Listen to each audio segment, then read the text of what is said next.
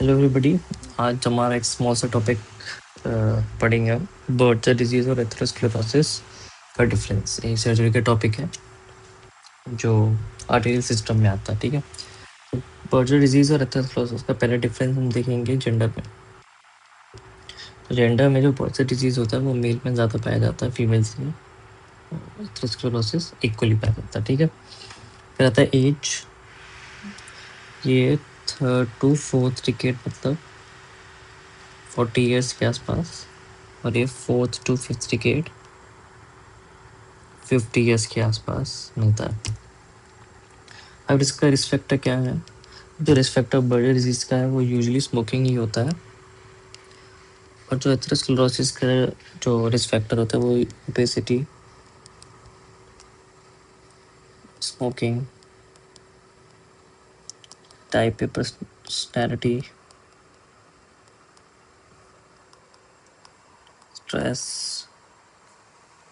और जैसे कि अल्कोहल भी होता है, हाइपरलिपिडीमिया भी होता है। तो इसके बहुत सारे रिस्क फैक्टर्स होते हैं। ठीक है, हमारे पास आता है लिम्ब। यूजुअली दोनों में लोअर लिम्ब में ज़्यादा मिलता है, एथेरोस्क्लेरोसिस और बर्ड डिजीज दोनों। ठीक है,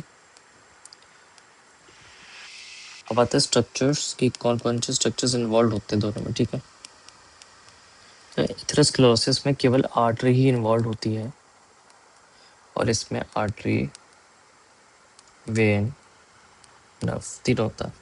अगर आर्टरी हुई तो उसका रीज़न क्या है? थ्रोम्बोसिस। वेन में थ्रोम्बोफ्लेबाइटिस, और अगर नर्व में हुआ तो क्या होगा? न्यूरोपैथी। ठीक है,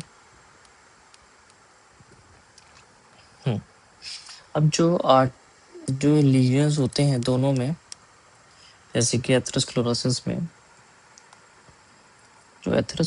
जो लीजन होते हैं ना वो बड़े कंटिन्यूस होते हैं।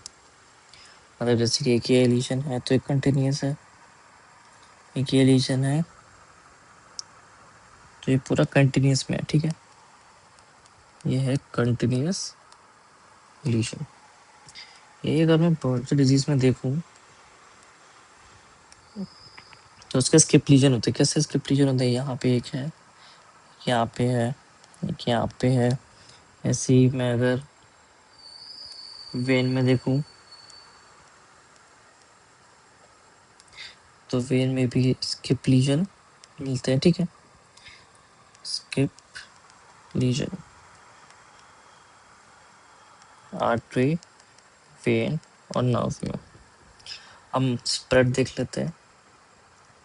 अब जो स्प्रेड होता है वो यूजुअली एथेरोस्क्लेरोसिस में, या अगर ये प्रॉक्सिमल पार्ट है आर्टरी का और डिस्टल पार्ट है तो प्रॉक्सिमल टू डिस्टल ही होता है, कि ऊपर से नीचे स्प्रेड होता है, प्रॉक्सिमल टू डिस्टल। और यही अगर मैं इस पे देख लूँ बर्ड डिजीज में, वो होता है डिस्टल टू प्रॉक्सिमल, बिल्कुल उल्टा। ठीक है, एक और बात, जो बाईपास सर्जरी होती है वो एथेरोस्क्लेरोसिस में हो जाती है और इसमें नहीं होती है। ठीक है, और एक और बात, जो वेसल्स होते हैं ना, मतलब किस टाइप के वेसल्स इफेक्ट करते हैं, तो इसमें होते हैं मीडियम टू लार्ज, और इसमें small to medium vessels effect होते हैं।